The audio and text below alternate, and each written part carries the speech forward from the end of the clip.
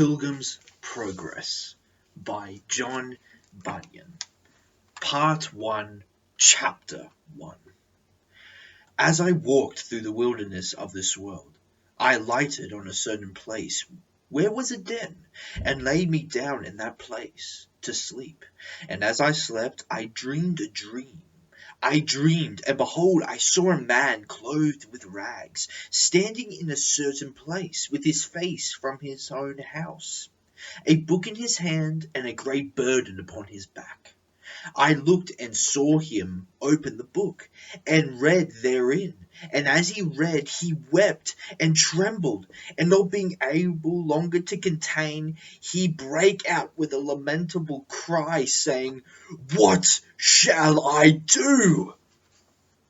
In this plight, therefore, he went home, and refrained himself as long as he could, that his wife and children should not perceive his distress.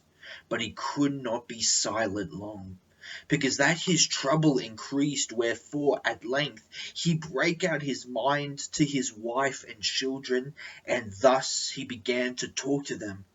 "O my dear wife," said he, "and you the children of my bowels, I your dear friend, and in myself undone, by reason of a burden that lieth hard upon me.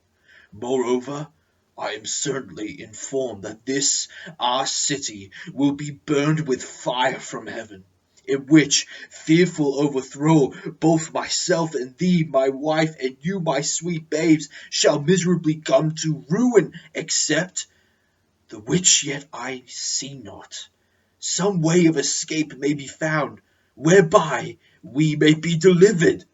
At this his relations were sore amazed, not for that they believed what he had said to them was true, but because they thought some frenzied distemper had got into his head.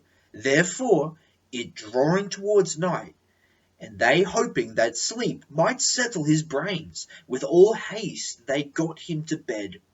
But the night was as troublesome to him as the day. Wherefore, instead of sleeping, he spent it in sighs and tears. So, when the morning was come, they would know how he did. He told them worse and worse. He also set to talking to them again, but they began to be hardened. They also thought to drive away his distemper by a harsh and surely carriage to him.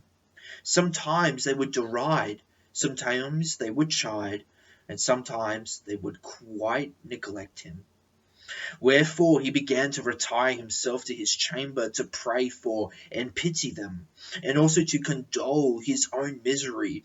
He would also walk solitary in the fields, sometimes reading and sometimes praying, and thus for some days he spent his time.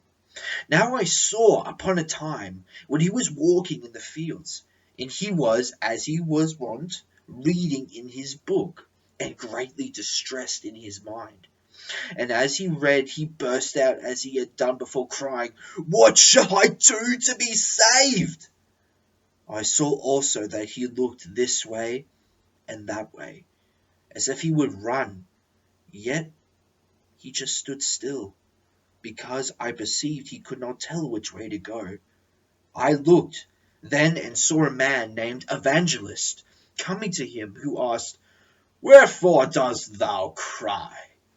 He answered, "Sir, I perceive by the book in my hand that I am condemned to die, and after that to come to judgment, and I find that I am not willing to do the first, nor able to do the second." Then said Evangelist, "Why not willing to die, since this life is intended with so many evils?"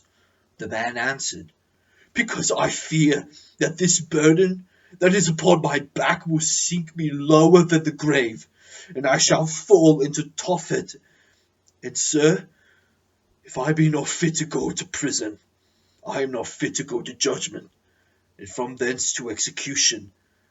And the thought of these things makes me cry." Then said Evangelist, "If this be thy condition, why standest thou still?"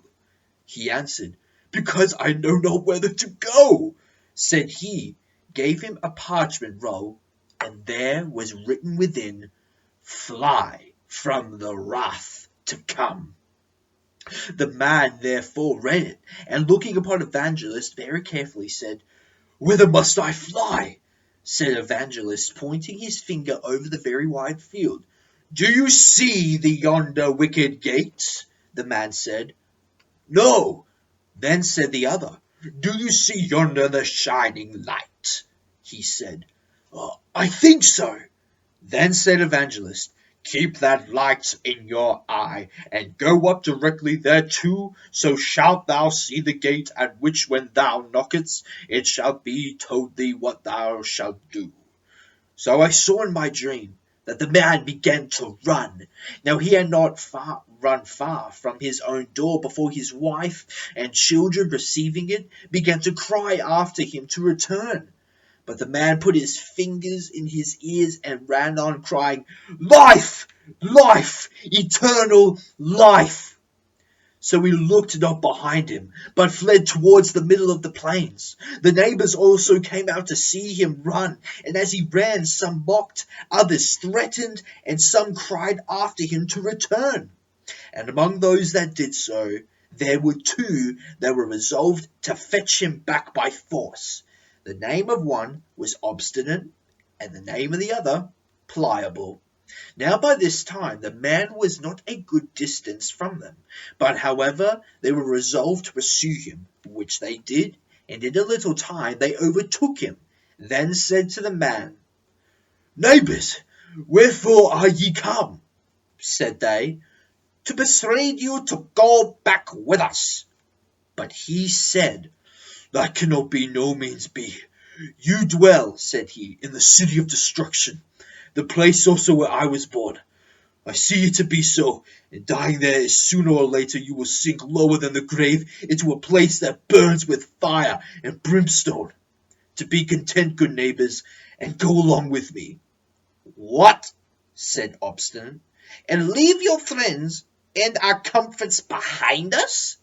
Yes, said Christian, for that was his name, because that all which you shall forsake is not worthy to be compared with a little of which I am seeking to enjoy. And if you will go along with me, and behold it, you shall fare as I myself. For there where I go is enough to spare. Come and prove my words. What are the things you seek, since you leave all the world to find them? I seek an inheritance, incorruptible, undefiled, and that fadeth not away, and is laid up in heaven, and safe there to be bestowed at the time appointed, on them that diligently seek it. Read it so if you will in my book. Pash, said Obstinate. Away with your book. Will you go back with us or no? No, not I, said Christian, because I have laid my hand to the plough. Come along, neighbour. Pliable, let us turn again and go home without him. There is a company of these crazy-headed coxcombs, and when they take a fancy by the end, are wiser than their own eyes than 7 men that can render a reason. Then, said Pliable, don't revile. If what the good Christian says is true, the things he looks after are better than ours. My heart inclines to go with my neighbour. What? More fools still, be ruled by me and go back. Who knows whether such a brain-sick fellow will lead you? Go back, and be wise. Nay, but do thou come with thy neighbour, Pliable. There are such things to be had which I spoke of, and many more glories besides. If you believe not me, read here in this book, and for the truth of which is expressed therein, behold, all is confirmed by the blood of him that made it. Well, neighbour Obstinate, said Pliable, I begin to come to a point. I intend to go along with this good man, and to cast on my lot with him. But, my good companion, do you know the way to this desired place?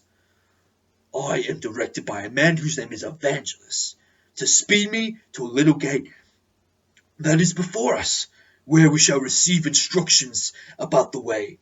"Come then, good neighbour, let us be going." Then they both went together. "And I will go back to my place," said Obstinate. "I will be no companion with such misled, fantastical fellows."